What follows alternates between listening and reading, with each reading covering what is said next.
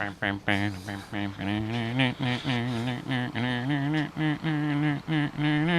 on. Yeah. Okay, cool. We're on the same page. Yeah. All right. Welcome to Waking the Kraken. I'm Wes Potts. And I'm Alex Kahneman. And this is Kraken World News right now. Here we are. So, as some of you all know, or I'm sure most of you know by now, there are 3 wildfires that are going crazy in California right now. And that will be the Hill and, I think, Woolsey? Was it Woolsey? Yeah, it was Woolsey, I'm pretty sure. Hill and Woolsey fires near the Los Angeles County area, and then the Camp Fire up in Paradise. And we just wanted to talk about it a little bit, just to kind of update you. Right now, there's something like 110 people that are missing, and there's 23 people confirmed dead.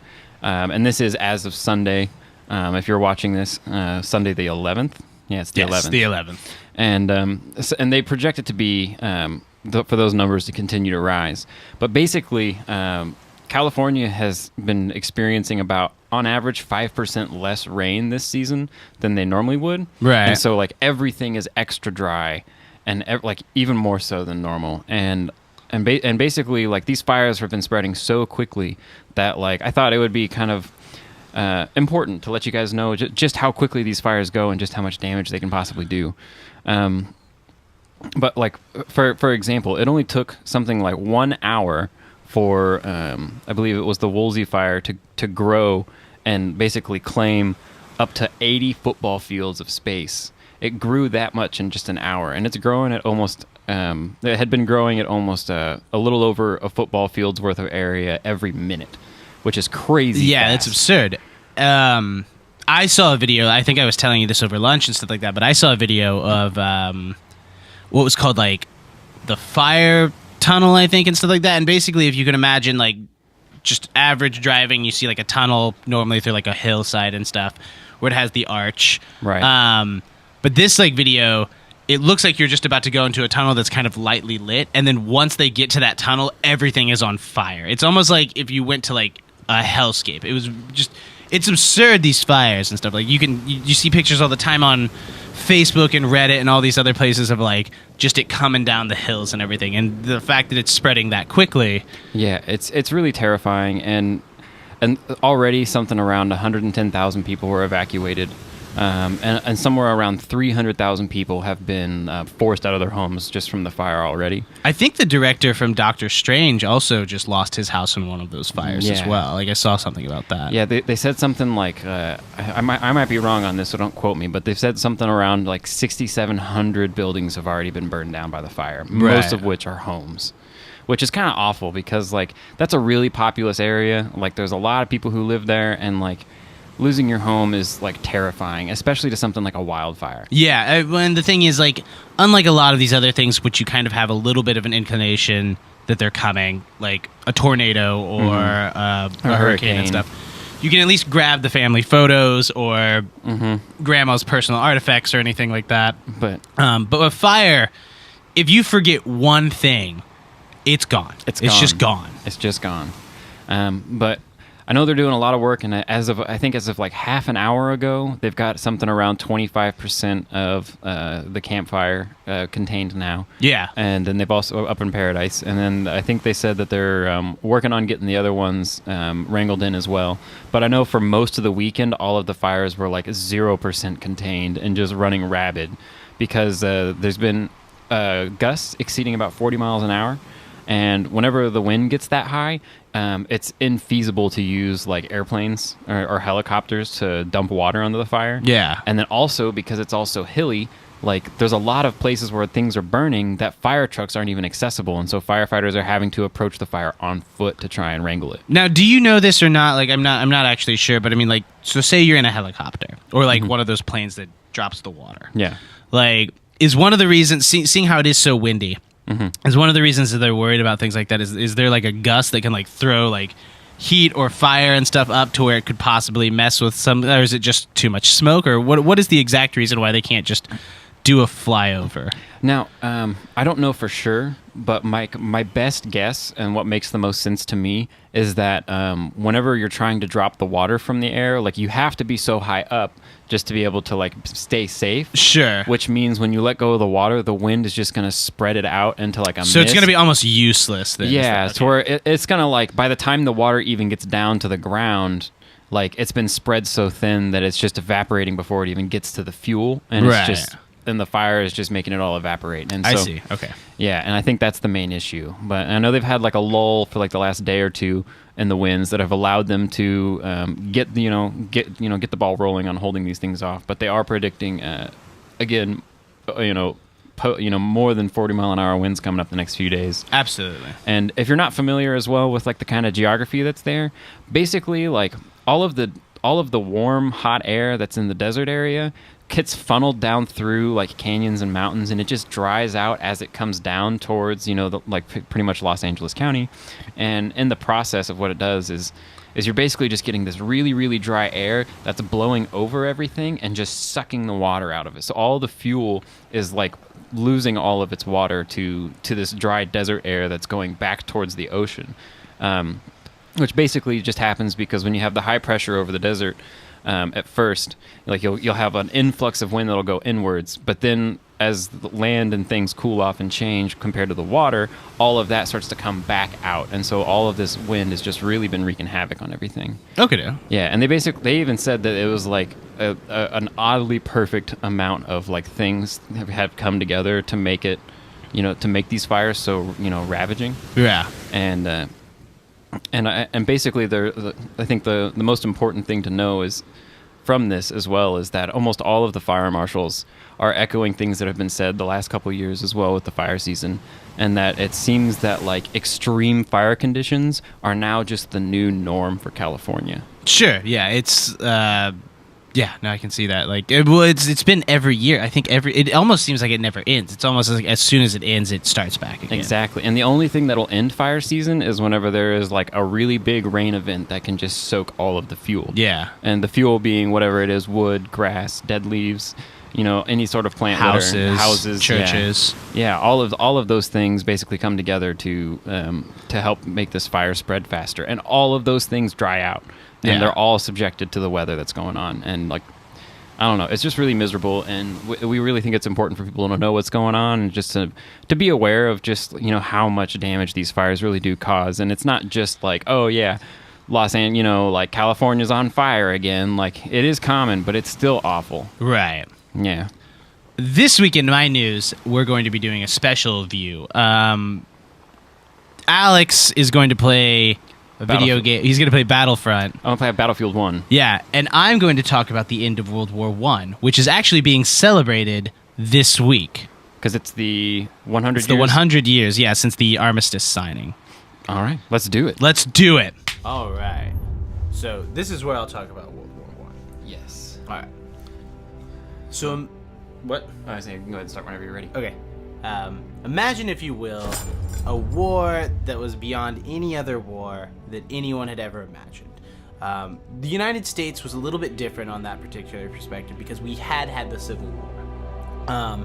And trench warfare really became popular in the Civil War. So, according to most historians, they say that the United States, although we were very late into coming into World War I, was more adequately prepared than everyone else. However, Europe had not had a war since the Napoleonic Wars.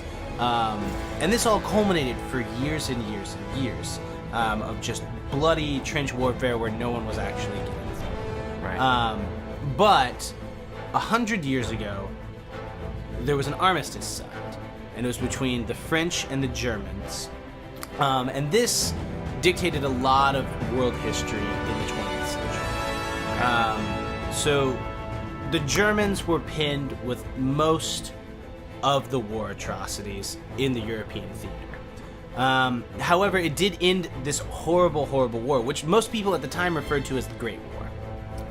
And now, 100 years later, we're celebrating the end of the bloodiest war in, I think, world history, actually, still. Mm-hmm. Like, World War I is still considered the bloodiest war ever. And so now, flash forward to 100 years, you have 70 nations from around the world, all culminating in France to commemorate this historic moment. Actually, so much so that Macron, who is Macron is the French prime minister, and then the German prime minister Merkel. They actually just yesterday for us, which would be Saturday, signed. They wrote in a book of remembrance. And this was about they did it in a replica of the boxcar that was where the armistice was signed. Oh, that's cool. So the reason that they don't have the original one is because Adolf Hitler during World War II took it and made France sign their they made them sign their agreement to like surrender, their unconditional surrender. Yeah. And then I think it was lost to history. But this is very important because honestly, we're starting to see a lot of push of like a very Eurocentric power being built at this moment with this whole situation. So yesterday, like Donald Trump was there representing the United States of America. A few other top military generals were also there representing the United States of America. France, Germany, even Russia. Vladimir Putin was invited. And they were all there. The big controversy for the week so far, I mean, obviously we still have the rest of the whole ceremonies that are going on and everything, but Donald Trump was supposed to go to a cemetery for Americans that had died.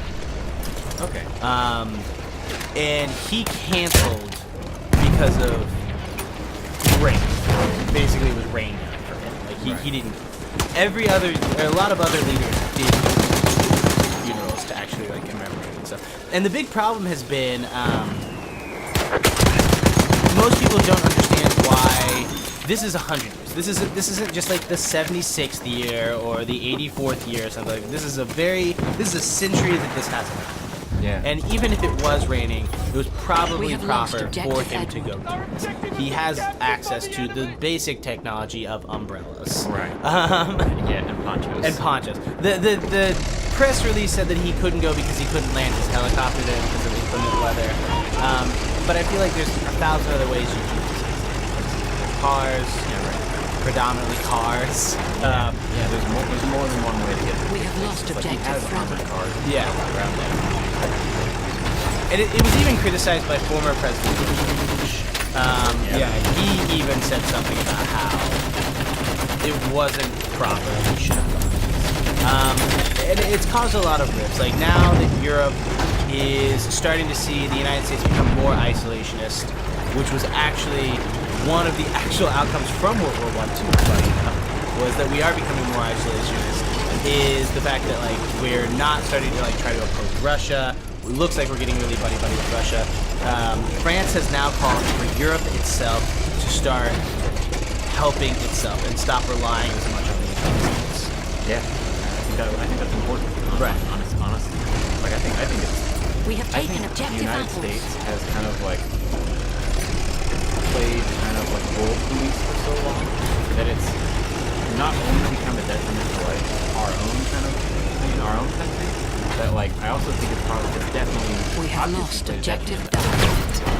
which is something that I hadn't even thought of before. It's like, oh yeah, their whole economic system or like you know their security system or other things that they rely on us for are things that it's almost like a kid who like goes to school, moves into an apartment, and like is like their parents just pay for everything the whole time. They never have to get a job. Like, they never really end up having to deal with like I don't know, like figuring out their problems for themselves. So it ends up becoming an issue for them later on. We have taken objective Freddy. Yeah, I think the thing though is you have to realize about the United States is our expenditure is still very, very big. And I think the thing is, objective apples. the United States does, with being the last superpower in my mind, have an obligation to protect the ideas of democracy worldwide. Not necessarily be involved heavily in every war, or I don't think that we should be the only people that anyone ever calls on. But I do think that the United States military is larger than the next 5 militaries combined.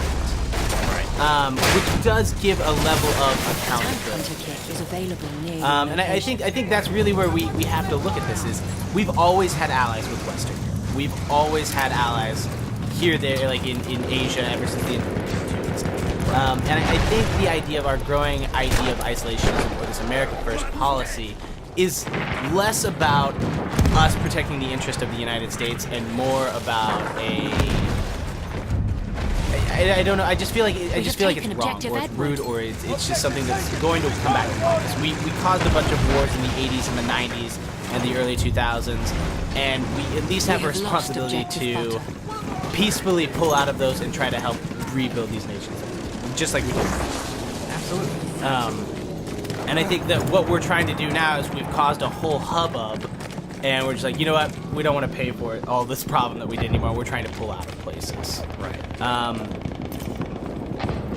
And I think the rest of the world is starting to catch on. The rest of the world is starting to catch on to the fact that the United States has gone into these places and messed up a bunch of things. Right. And they go, okay, well, now we don't want to deal with it anymore, so we're just going to leaving the rest of the world in squalor. And I think now Europe is starting to look at itself as less of an imperial idea and more of maybe we should be the people that people call on and help out. Exactly. So, and I think that Macron is a very big example of that. Him and Merkel seem to work really well together within the Eurosphere. Who would have ever guessed that, especially at 100 years later, Germany and France would be getting along really, really well. That's also true. That's really interesting. It's amazing how the world has grown in just 100 years. Sure. I mean, like, think about it. Like, this was a war, the last war where horses were involved. Like, there was actual mounted cavalry. Right. Now we don't see that at all. This was the war that led to some of the biggest atrocities of We have lost the objective 20th Duff. century. You can make arguments that it is the fact that Nazi Germany came on a rise. It's the fact that like widespread genocide happened in Europe in the 1930s and 40s. Right. It caused the Cold War in its kind of wake. If you're going to give Nazi Germany the ability, what caused the Cold War was Nazi Germany, and what caused Nazi Germany is World War I. So it's this weird domino effect that we're seeing over the past 100 years, and it's things like this that I think make people go, what I do at this particular time, as little as it seems like it's going to affect things around the world for any amount of time, it could possibly do that. Sure. Like, like we don't think about the butterfly effect as being like a really serious thing, but like whenever you look at history, like hindsight is 20/20. Sure. So we're able to look at stuff in history, right? Basically, we're able to look back at our history and accurately say, well, these things led to these things, and it's like so. We don't necessarily know where everything's going to go from, action to action or from, conflict to conflict even, but like. All we do know is that something is going to happen next, and maybe 50 years down the road, or even 10 years down the road, that's going to have some crazy implications that we might not have considered.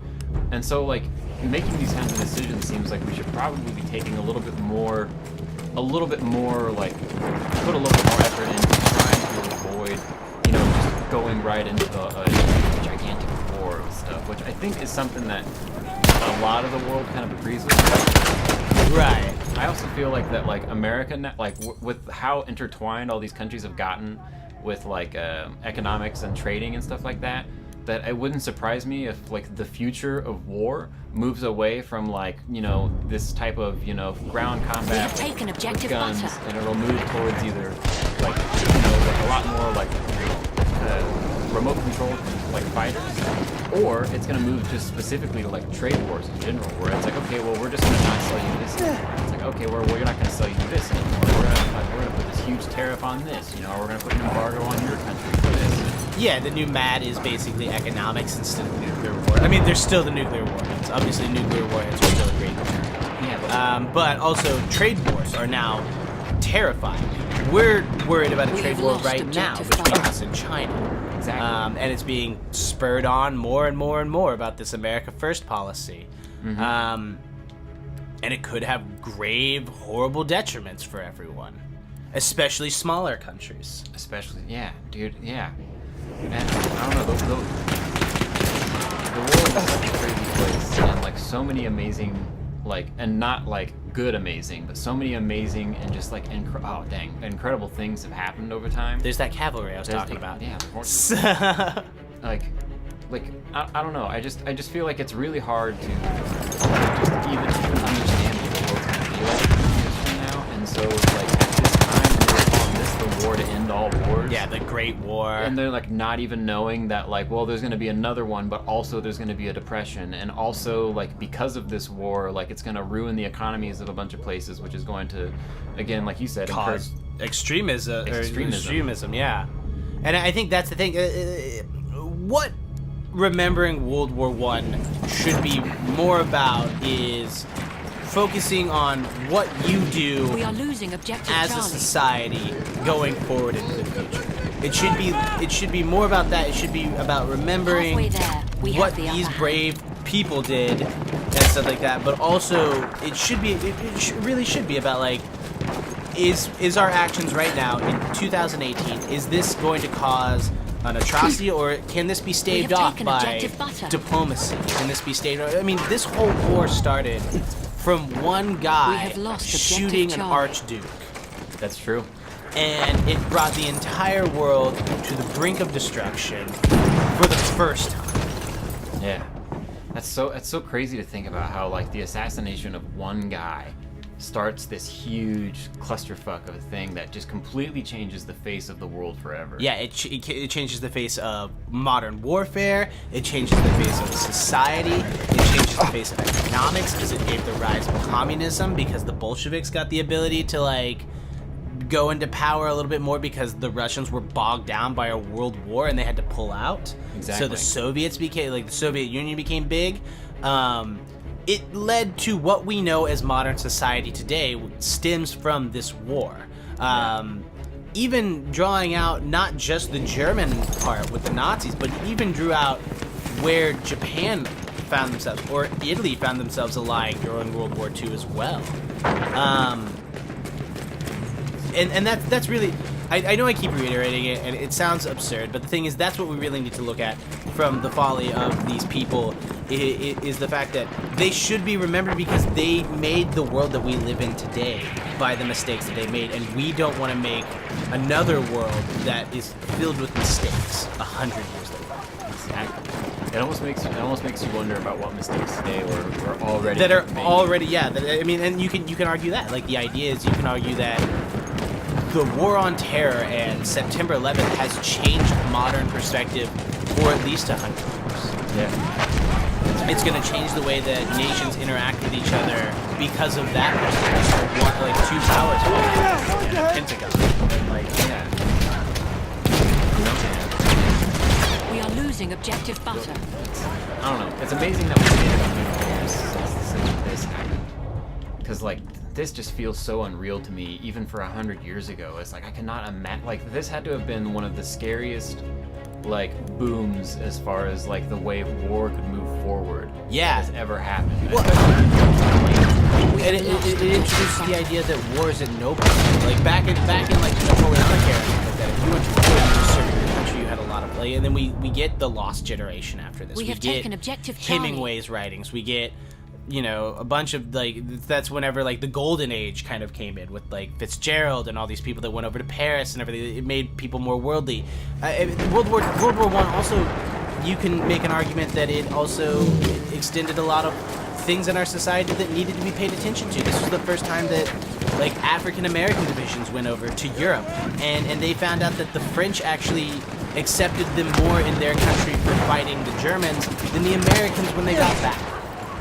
And so it pushes, and I'm not going to say that's a big step to the civil rights movement, but it is a step forward in some ways. When you go to another country and they treat you better than people that you come from, that's when you start to question what your obligations to society are. Exactly. It starts making you wonder whether or not the place you're in is the place you want to be. Or can you change it to be like the place you want it to be? Mm-hmm. And also on that same note, I would say like this is like one of the first wars that really brought like I would say this was like a pretty good kickstart for feminism. Like the World War II was like a little bit more about that. With, you know, like all of the People going to work, and so the Rosie the Riveter. And Rosie the Riveter. I couldn't remember that name. Yeah, but like it all happened here because this is whenever the first time we were sending so many troops away from home. And of course, it could only be men, and a lot of them were just drafted. So that just left a lot of women and like men who the only reason they didn't go is because they were too young or they couldn't work Or they were in college. or they were in college, and it's like Which so, means they were rich. and so it's kind of like gave feminism like a sort of footing to really start growing alongside civil rights. I mean, The my civil rights movement. great grandfather fought in this war. Like, An enemy he airship was has a arrived. doughboy. He went over to Europe. He lost his eye in the trenches from German mustard gas attacks. But that's something he always looked at it as a thing that he did for his country. Nevertheless, like, anytime you would ever like talk to him, and I never really got to talk to him. I just heard stories about him because he is what feels like a million years older than me. But he's he was old enough to go to this war. Yeah. And the United States didn't get involved until 1917 anyway. So he was literally over there about a year before the armistice. But yeah, like, this is where we start seeing, all kinds of things. Another thing was we got reports from World War I of Christmas Eve. You got, I think it's like the topic of the movie Joan Noel, where it's the Germans and the French. And I think another country, I think it might have been, I think in the movie it was Scottish, but I think they might have been like Belgian troops. But during Christmas, they all like left the trenches and they had a holiday together. They had an agreement where they weren't going to kill each other for Christmas. Yeah. So that's where you can start looking at the enemy as not just monsters. You start looking at them as people too that We have only taken want the good objective about Duck. things, and you're just fighting a war for others. Yeah, one of the things that I really like about after playing through some of the main campaign for this game is that they talk about how the real world, the light of the real world, would occasionally shine through, and instead of it being about this nation or that nation, like it just felt like a bunch of people just realizing, okay, this is insane, let's stop. And to me, that's just a testament to show you just how much the people that We were have there lost really objective wanted to Charlie. do. Right. And were terrified, and just how horrific. So yeah, happy 100 years since the end of World War I, or at least the Armistice Agreement. And I think that's all that I've got to say for the news part of this show. Right? Yeah, I think that's awesome. Yeah. That was a really good one. Well, thanks for joining us, everybody. Yeah, thank you. We'll see you soon. Bye-bye. Okay, goodbye.